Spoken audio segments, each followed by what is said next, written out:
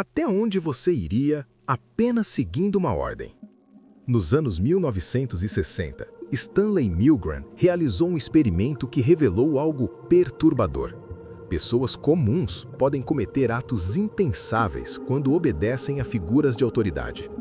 Por meio de situações que desafiavam a consciência e a moralidade, ele expôs um lado sombrio da natureza humana, a obediência cega, que subverte nossos próprios valores.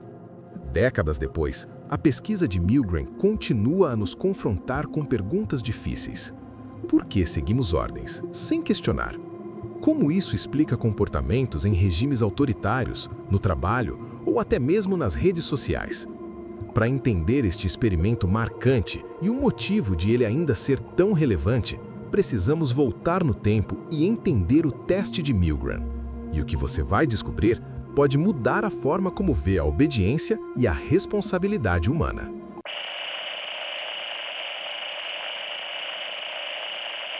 Certo dia, eu estava pensando sobre como as pessoas reagem sob pressão.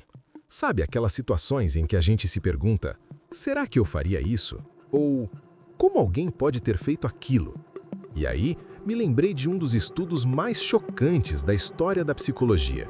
Um experimento que revela muito sobre a natureza humana, mas de uma forma bem mais sombria.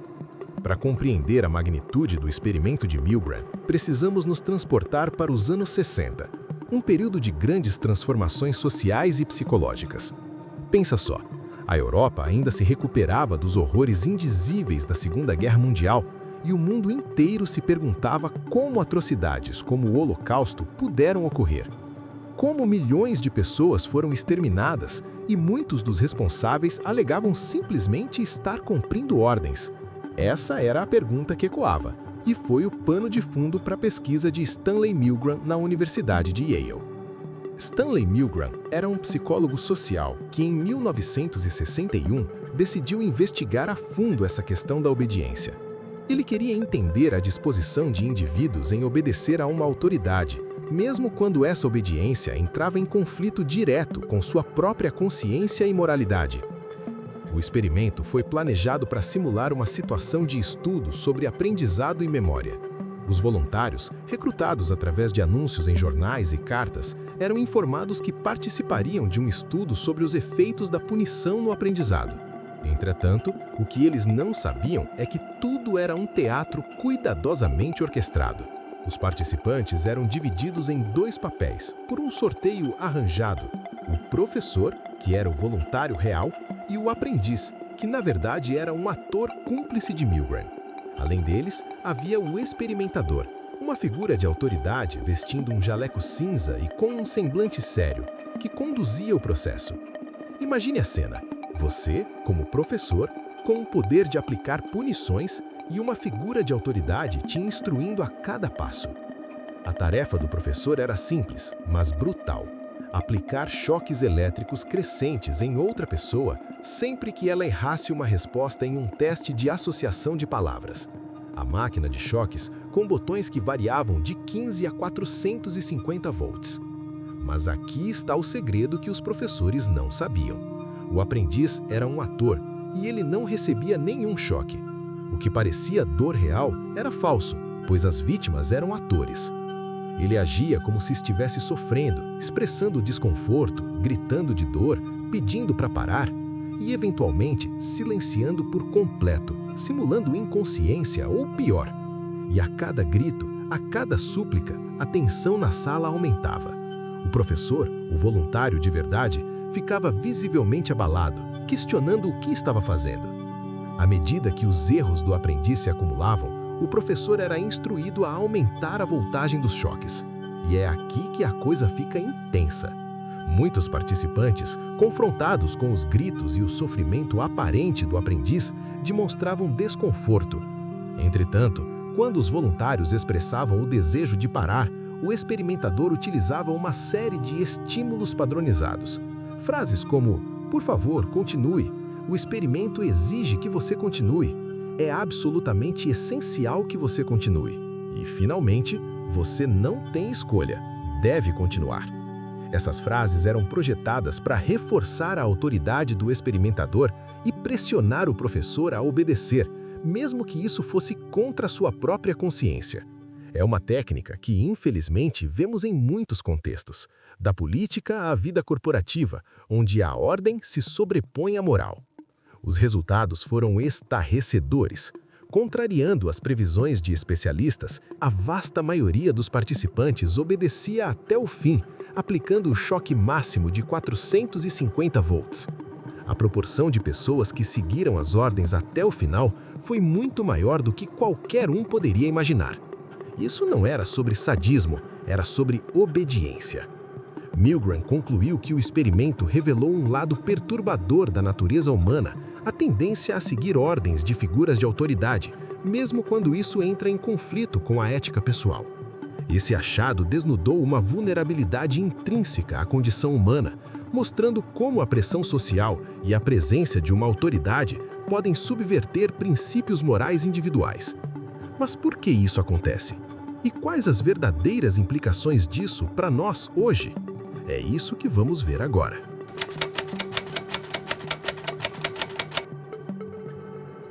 Depois de testemunhar os resultados do experimento de Milgram, uma pergunta crucial surge.